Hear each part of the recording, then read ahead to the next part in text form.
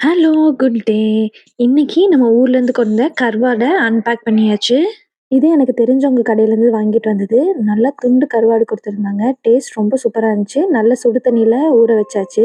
கீழ நான் contact number குடுத்துருக்கேன். உங்களுக்கு தேவைப்பட்டா வாங்கிக்கோங்க. தூத்துக்குடியில இருக்கு. நீங்க எங்க கேட்டாலுமே அங்க வந்து கொரியர் பண்ணிடுவாங்க.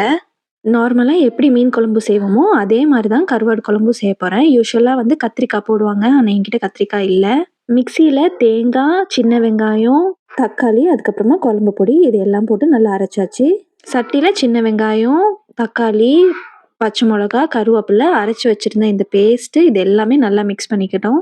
கொஞ்சமா புளி தண்ணி, உப்பு, அதுக்கப்புறமா கொஞ்சமா சீனி சேர்த்துருக்கேன். இத நல்லா கொதிக்க விட்டு கடைசியா வந்து நம்ம அதில கருவாடு சேர்த்து அதையும் ஒரு 5 நிமிஷம் நல்லா கொதிக்க விட்டா சூப்பரான கருவாட்டு குழம்பு ரெடி. இது கூட நம்ம கொஞ்சம் தாளிக்கணும். அப்பதான் அந்த கருவாட்டு வாடை போகும்னு சொல்லுவாங்க.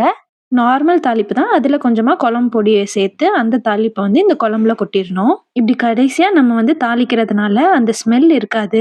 கடைசியா எல்லாம் செஞ்சு முடிச்சா கருவாட்டு குழம்பு ரெடி ஆச்சு. இது கூடவே வந்து நான் கேபேஜ் 65 செஞ்சிருக்கேன்.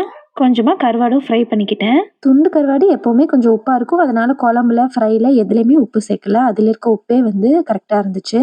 கருவாடு சாப்பிட்டு முடிச்சனால வீடு ஃபுல்லா எனக்கு என்னமோ கருவாடு ஸ்மெல் இருந்த மாரியே இருந்துச்சு. அதனால எல்லா இடத்துலயும் கம்ப்யூட்டர் சாம்பிராணி கொளுத்துனேன். அதுக்கப்புறம் தான் எனக்கு வந்து ஓகேன்னு இருந்தது. நிலா பாப்பாக்கு மதியானமா வந்து ஃபோர் ஷோல இருந்தது. ஸோ அங்க கூட்டிட்டு போயிட்டு நான் அப்படியே பக்கத்துல இருக்க காஃபி கடையில போய் ஒரு காஃபி கடையும், பிரெட்ஸலும் வாங்கி சாப்பிட்டேன். நிலாவோட கிண்டர் கார்ட்டன்லயே ஃபோர் ஷோலே நடக்கும். இருந்தாலும் அவளுக்கு இன்னும் நல்லா ஜெர்மன் தெரியணுன்றதுக்காக எக்ஸ்ட்ராவா ஃபோர் ஷோலே நானும் வெளிய போட்டிருக்கேன். நாளைக்கு வேற ஒரு இன்ட்ரெஸ்டிங் வீடியோல பார்க்கலாம். பாய்.